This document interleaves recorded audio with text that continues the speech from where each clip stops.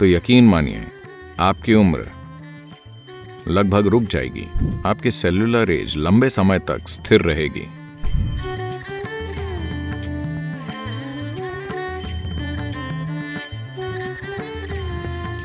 आज जैसे जैसे समाज ज्यादा से ज्यादा संपन्न हो रहे हैं, वो उतना ही बुरा खाना खा रहे हैं। भारत में गांव के लोग जिसे छूते भी नहीं हैं, बड़े शहरों में लोग वैसा खाना खा रहे हैं।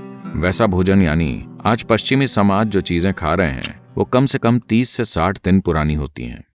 योग में भोजन को सात्विक, राजसिक या तामसिक मानते हैं। तमस यानी जड़ता। अगर आप तामसिक भोजन खाएंगे तो आप में जड़ता आ जाएगी। जड़ता का मतलब बस आलसी होना नहीं है।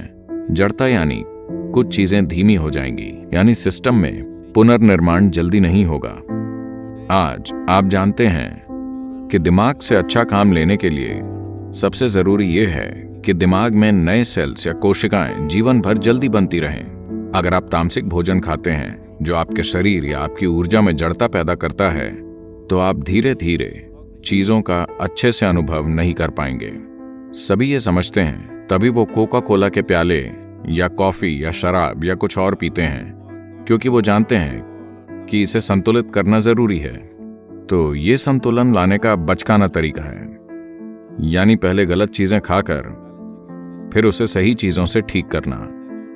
दुनिया में सबसे ज्यादा एंटासिड दवाइयां, दुनिया के लगभग 60% एंटासिड अमेरिका में बेचे जाते हैं, जहां दुनिया के सबसे अमीर लोग हैं। यानी वहां कई विकल्प हैं, वो बेहतरीन खाना खा सकते हैं, पर नहीं, वो सबसे खराब खा रहे हैं, क्योंकि कमर्शियल बिजनेस आपका भोजन तय कर रहे हैं। आप सचेत होकर कुछ नहीं खा रहे हैं। मान लीजिए लोग ताजा खाना खाने लगे। योग संस्कृति में अगर आप कुछ पकाते हैं तो उसे ज्यादा से ज्यादा 1.5 घंटे में खा लिया जाता है। 90 मिनट से पहले उसे खा लेना चाहिए। उसके बाद भोजन को नहीं छुआ जाता, क्योंकि उसमें तमस आने लगता है, यानी जड़ता होगी। आप प्रयोग करना चाहें तो कर सकते हैं। 1 सप्ताह तक ताजी चीजें खाएं और फिर कोई प्रोसेस्ड चीज खाएं जो 1-2 महीने तक रखी गई हो।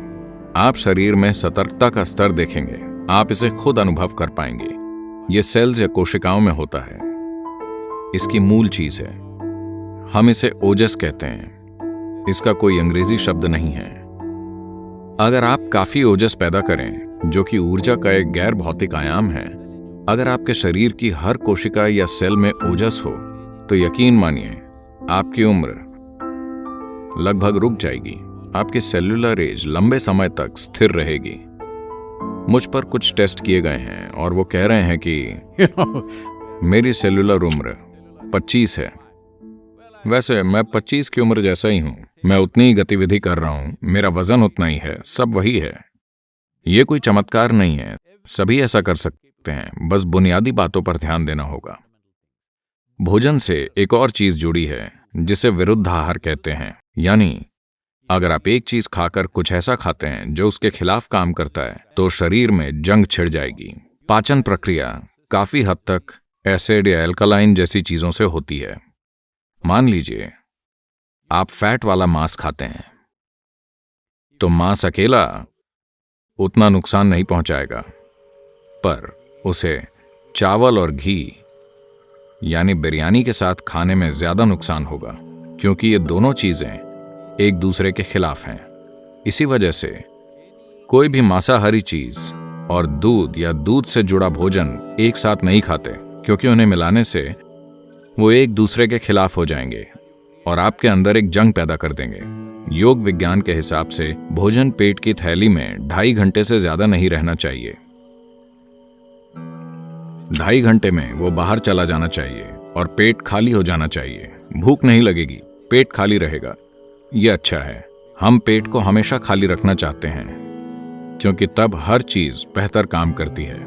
और पेट की सेहत को आज बिल्कुल नजरअंदाज कर दिया गया है। अगर आप पेट को साफ नहीं रखते तो मन को संतुलित रखना बहुत मुश्किल है।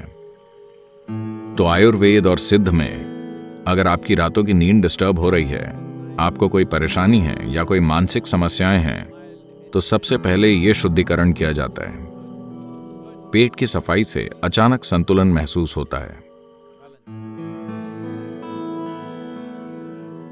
तो ईशा योग केंद्र में हम सुबह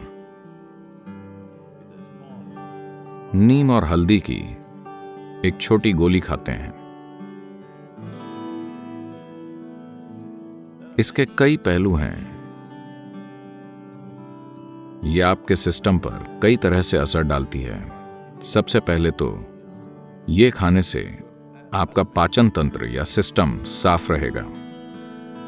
साफ रहने से मेरा मतलब है यह संपूर्ण पाचन प्रक्रिया एक ऐसी जगह है जहां दूसरे सूक्ष्म प्राणी सबसे ज्यादा होते हैं। तो हमारी भोजन नली सूक्ष्म जीवों से भरपूर है और उनमें से कई हमारे मददगार हो गए हैं। हम उन्हीं की वजह से जी रहे हैं और खाना पचा पा रहे हैं। वो हमारी कई तरह से मदद कर रहे हैं, पर कई जीव ऐसे भी हैं जो हमें नुकसान पहुंचाते हैं। नीम को जब हल्दी के साथ लिया जाए तो इन दोनों चीजों में यह खासियत है कि मोटे तौर पर वो चीजें जो शरीर के लिए जरूरी नहीं हैं, जो हमें नुकसान पहुंचा सकती हैं, यानी हर तरह के नुकसानदायक जीव या पैरासाइट्स खत्म हो जाते हैं। यह एक संपूर्ण समाधान नहीं है, पर इससे आपके शरीर को सुधारने के लिए जरूरी माहौल बनेगा। फिर आप या तो दवा या जरूरी अभ्यास से चीजें सुधार सकते हैं। हम इसे उस व्यक्ति पर कैसे लागू करें जो अभी बीमार है?